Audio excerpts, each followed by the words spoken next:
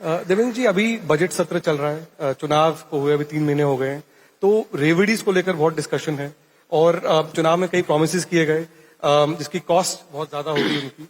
तो आप बजट को बैलेंस किस तरह करेंगे और ये जो प्रोमिस जो है, at what point will you draw red line around revdis? देखिए, पहली बात तो यह है कि आपने जो कहा उसमें सच्चाई है कि हम लोगों ने अलग अलग प्रकार की जो योजनाएं शुरू की, आज उसकी कॉस्ट हम लोगों को सालाना 60,000 करोड़ रुपया देनी पड़ती है, 60,000 करोड़। लेकिन इन योजनाओं के माध्यम से मैं ऐसा मानता हूं कि सोशल सेक्टर में हम लोग एक प्रकार की इन्वेस्टमेंट कर रहे हैं। और जैसे हमारी लाडली बहन योजना है जिसमें बहनों को 1,500 रुपए हम लोग दे रहे हैं, अब हम लोगों ने उसमें एक नई स्कीम लाई।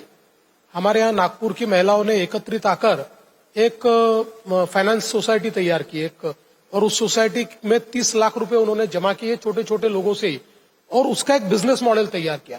अब हम लोग प्रयास कर रहे हैं कि ये जितने हम लोग ये 1,500 रुपए जो हमारी बहनों को देते हैं, इनकी हम लोग इसी प्रकार से एक फाइनेंस सोसाइटी हर जगह तैयार करके और उसमें से एक बिजनेस मॉडल तैयार करें, ताकि ये केवल 1,500 रुपए लेकर वो खुश न रहे। तो हम लोग उनको अलग अलग प्रकार से अपने इकोनॉमी में कंट्रीब्यूट करने के लिए ह्यूमन रिसोर्स के रूप में या कंट्रीब्यूटर्स के रूप में उनका इस्तेमाल करते।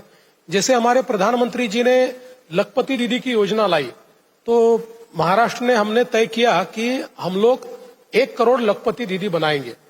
पिछले साल में हम लोगों ने करीब 23 लाख लखपति दीदी बनाए।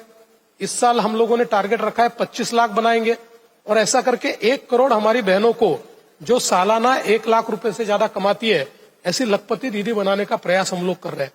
तो ये सही है कि अब ये सारा इन्वेस्टमेंट जब आप लोग इस प्रकार का एक रेवेन्यू साइड पर करते हो, तो उसका एक बजट के ऊपर स्ट्रेस तो आता है, लेकिन हम लोग मैनेज करने की कोशिश कर रहे हैं। और हम लोगों ने ये प्रयास किया है कि इसका असर हमारे कैपिटल इन्वेस्टमेंट पर न हो।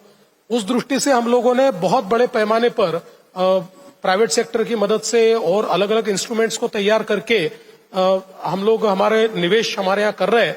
तो मैं ऐसा मानता हूं कि कैपिटल एक्सपेंडिचर को कम किए बिना हम लोग हमारे बजट को बैलेंस करने की कोशिश कर रहे हैं।